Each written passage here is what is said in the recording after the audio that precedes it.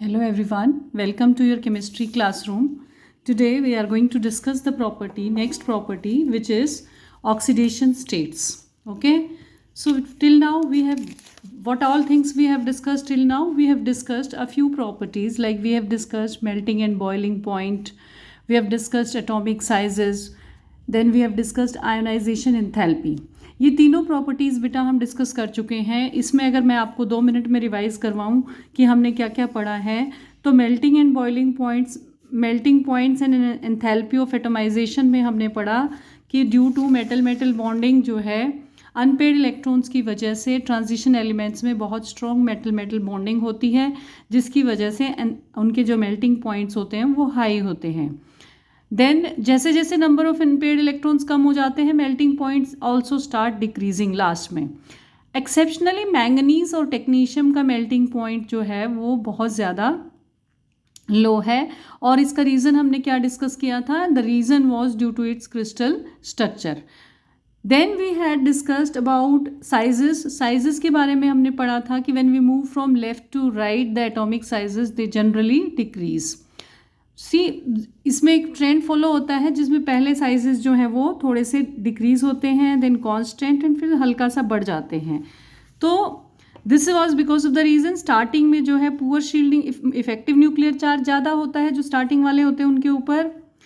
Elements के atoms का जो न्यूक्लियर चार्ज के इफेक्ट को आउटर मोस्ट इलेक्ट्रॉन न्यूक्लियस के इफेक्ट को अच्छे से फील कर पाता है स्टार्टिंग में, क्योंकि अंदर जो डी ऑर्बिटल्स होते हैं उसके अंदर number of unpaired electrons less होते हैं. दैट इज़ वाई जैसे जैसे नंबर ऑफ अनपेड इलेक्ट्रॉन्स अंदर बढ़ने लगते हैं वैसे वैसे क्या होगा, जो आपकी शील्डिंग बढ़ने लगेगी और जो आउटर मोस्ट इलेक्ट्रॉन है वो इफेक्टिव न्यूक्लियर चार्ज को बहुत ज़्यादा फील नहीं कर पाएगा, जिससे कि there will be a balancing of the things and sizes जो है वो कांस्टेंट रहेंगे.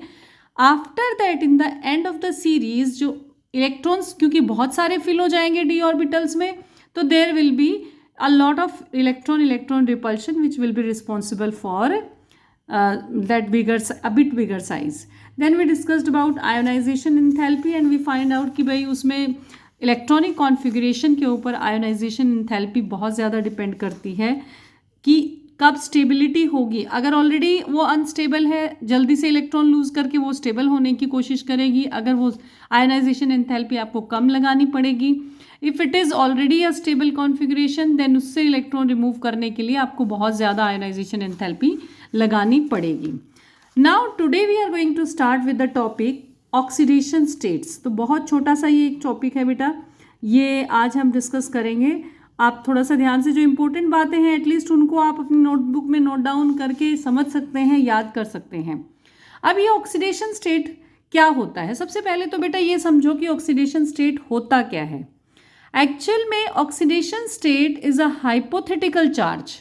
एक हाइपोथेटिकल चार्ज है जो किसी एलिमेंट मेटल पे डेवलप होता है जब उसके आसपास जो है शेयर्ड पेयर करने वाले, उसके आसपास जो है जो एलिमेंट्स होते हैं, मान लो उन सबको एक बार रिमूव कर दिया जाए और वो शेयर्ड पेयर ऑफ इलेक्ट्रॉन को अपनी तरफ अट्रैक्ट करके रखें, तो उस एटम पर जो चार्ज डेवलप होता है उसको हाइपोथेटिकल चार्ज होता है. ये कहीं जाते नहीं है वो. It is a hypothetical charge which is developed on an atom if all the atoms in its vicinity are removed.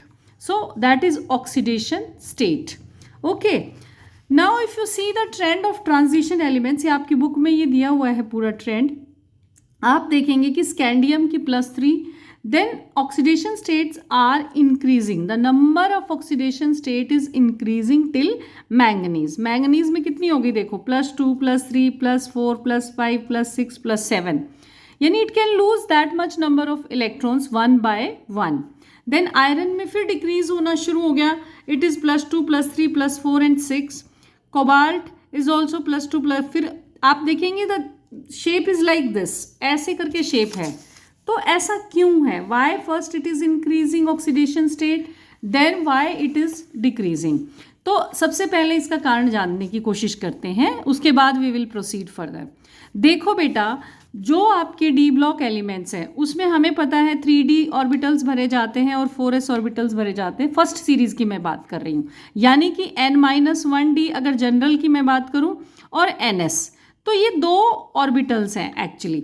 देखो ऐसे दो सब शेल्स हैं, सपोज दिस इज न्यूक्लियस, सो से अंदर का तो कंप्लीटली फिल्ड है। से for example this is 3D और इसके बाहर जो है वो क्या है, सपोज 4s है।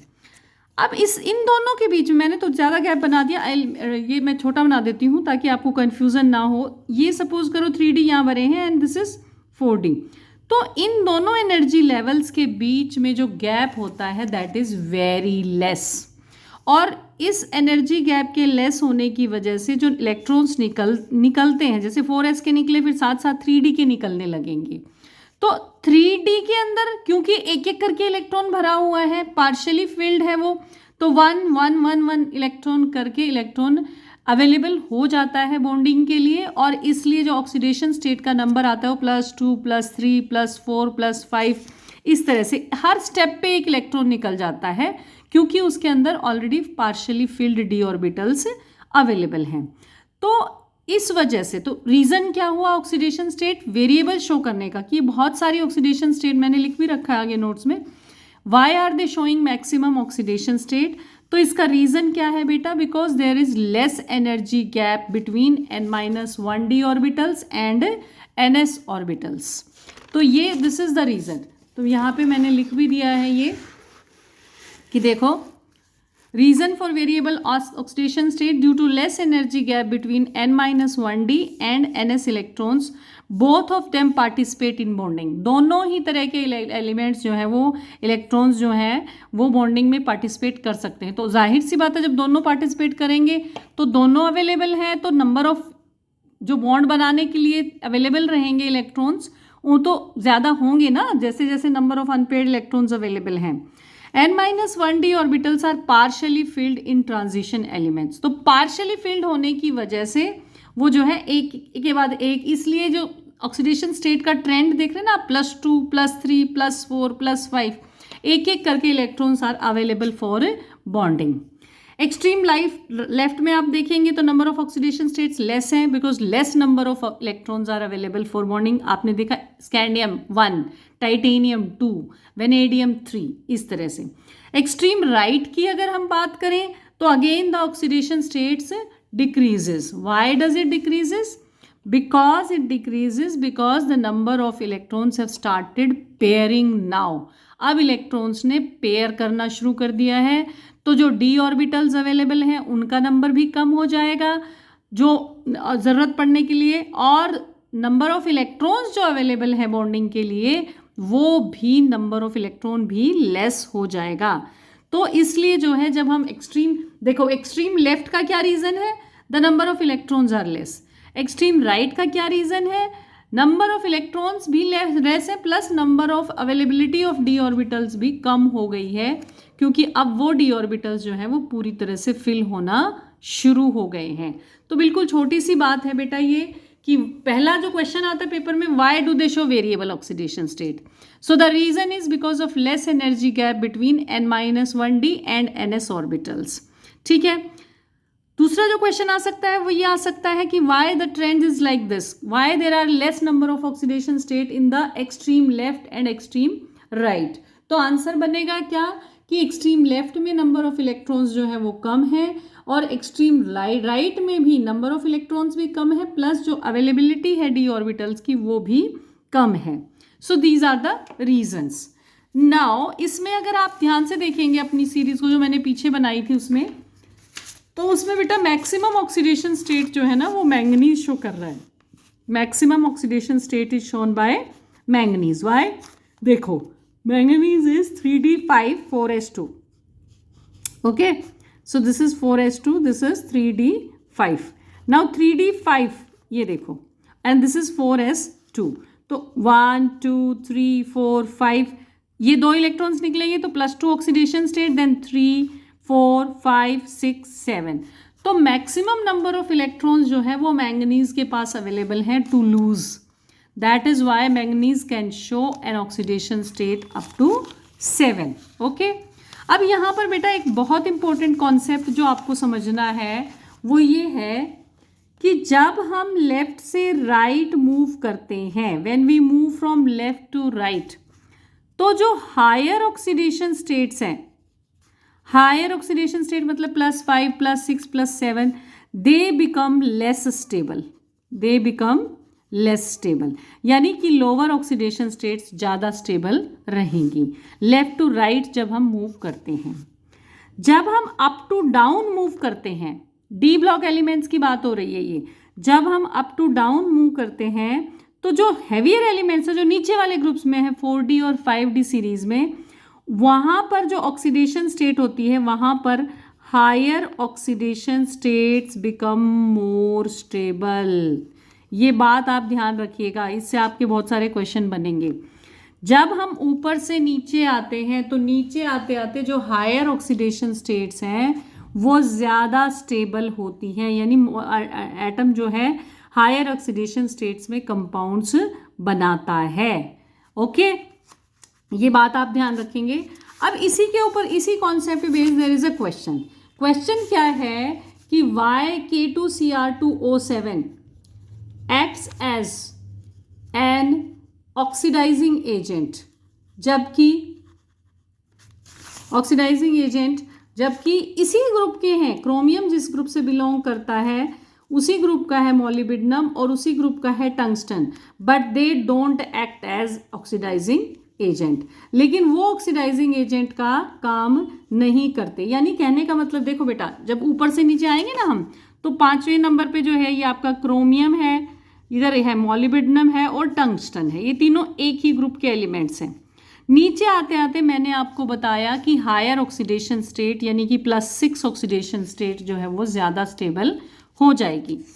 कहने का मतलब क्या हुआ कि क्रोमियम जो है +6 में इतना ज़्यादा स्टेबल नहीं है और ये +3 में ज़्यादा स्टेबल रहेगा। +6 की बजाय किस में स्टेबल रहेगा? +3 में ज़्यादा स्टेबल रहेगा। अब इससे फ़ायदा क्या होगा? इससे ये क्या कर पाएगा? अगर ये +6 में स्टेबल नहीं है और +3 में, देखो बेटा हर कोई स्टेबिलिटी गेन करने की कोशिश करता है। अब अगर इसको कहीं से 3 इलेक्ट्रॉन मिल जाएं तो ये आसानी से स्टेबल कर दे, अपनी +3 ऑक्सीडेशन स्टेट में आ जाएगा। इसीलिए ये ऑक्सीडाइजिंग एजेंट का काम भी करता है। देखो बेटा, ऑक्सीडाइजिंग एजेंट होता है जो सामने वाले को ऑक्सीडाइज कर दे, यानी कि खुद रिड्यूस हो जाए। तो क्रोमियम क्यों रिड्यूस होना चाहता है? क्रोमियम इसलिए रिड्यूस होना चाहता है क्योंकि वो +3 ऑक्सीडेशन स्टेट में ज़्यादा स्टेबल है, इसलिए वो रिड्यूस होना चाहता है। Okay, is that clear to you? So that is why this question. Now the last question he has asked is name a transition element which does not exhibit variable oxidation state. तो reason क्या है बेटा इसका? पहली बात तो ये answer क्या है? स्कैंडियम आपने देखा उस सीरीज में, scandium is the only transition element which does not exhibit variable oxidation state. आप कहेंगे मैम जिंक भी तो एक ही शो करता है, लेकिन बेटा वो जिंक ट्रांजिशन एलिमेंट नहीं है, ध्यान रखें इस बात का। Zinc, cadmium and mercury are not transition elements. They are not transition elements. So scandium is the only transition element which does not show variable oxidation state. It shows a single oxidation state and this is +3. Why does it shows +3 oxidation state beta? Because +3 में ये stable configuration gain कर लेता है, noble gas configuration. Because it acquires stable noble gas configuration. Stable noble gas, देखो तीनों electron निकल जाएंगे ना, 3d1 4s2 तीनों निकल गए तो स्टेबल ही तो रहेगी आर्गन वाली। स्टेबल नोबल गैस कॉन्फ़िगरेशन, समझ रहे हो? ये जो बातें आपको समझाई हैं इनको अपनी कॉपी में लिख लो, याद कर लो and prepare well. Okay, thank you, that's all for today. Thank you.